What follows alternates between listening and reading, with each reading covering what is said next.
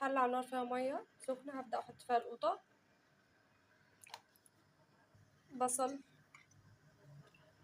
دي مية الحمص يا جماعة، وربع معلقة التوم، وهنزل بالحمص المنقوع انتوا شايفين كده.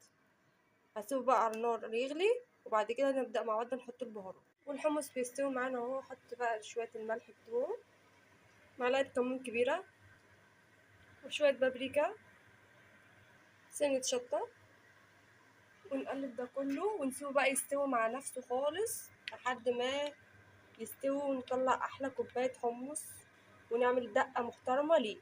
ده شكل الحمص بعد ما استوى اهو، انتوا شايفين ميته حمرا زي الفل. هاخد شوية من الدقة دي، ودي كانت احلى واجمل كوباية حمص عملتها، جميلة جدا، والف هنا على قلبكم. اشوفكم فيديو جديد، والسلام عليكم ورحمة الله وبركاته.